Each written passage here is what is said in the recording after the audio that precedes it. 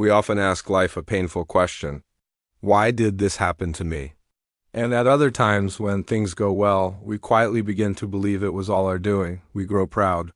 We forget that every moment unfolds according to a plan far greater than our own.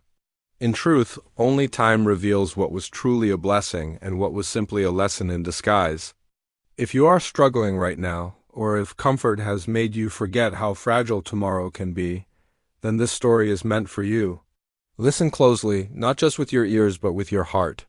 At the edge of a lush green hill, beside a dense forest, stood a small village. Life there was simple, quiet, and slow. In that village lived a modest man named Adam. He was middle-aged, poor by worldly standards, and familiar with hardship. For Adam, eating 2 full meals a day was something to be grateful for, not guaranteed. Yet there was something rare about him. Despite his lack of wealth, he carried peace within him. He never complained. He never cursed his fate. He accepted life as it came, with humility and trust. Adam owned a small piece of land that he worked tirelessly. By his side were his only son, Daniel, and a strong white horse named Max. Max was not an ordinary horse. He was intelligent, fast, and deeply loyal. He worked the fields faithfully, and over time he became more than an animal. He became family. Word of Max's strength and beauty eventually reached a wealthy man from the city. He arrived one day with his son, examined the horse, and immediately made a generous offer. The money he offered could have changed Adam's life overnight. But Adam refused. The villagers were stunned. Some laughed. Others whispered that poverty had made him foolish. They said he had rejected his only chance at comfort. A few days later, the unexpected happened. Max disappeared. The stable was empty. Adam and Daniel searched from sunrise to sunset, but there was no sign of him. Once again, the village buzzed with judgment. People mocked Adam, saying he didn't deserve such a valuable gift. Daniel was heartbroken. Confused and angry, he asked his father how he could remain so calm after losing something so precious. Adam simply smiled and told him that every event carries 2 sides and that worry would not change what had already happened. Daniel struggled to understand. Then, one morning, everything changed again. As they worked the land, they saw a figure in the distance. It was Max, and behind him followed 5 wild horses from the forest, strong, untamed, free. The village erupted in amazement. The same voices that once mocked Adam now praised him.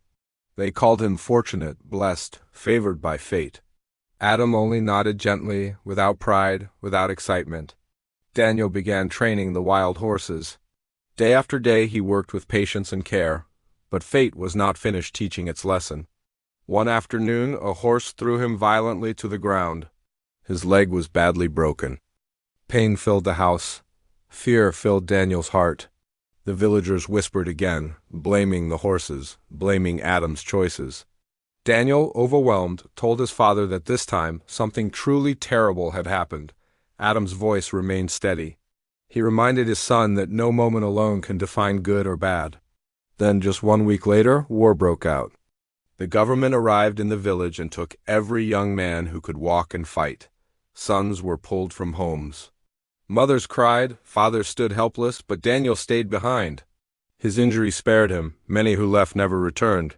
The village was drowned in grief. Families mourned their children.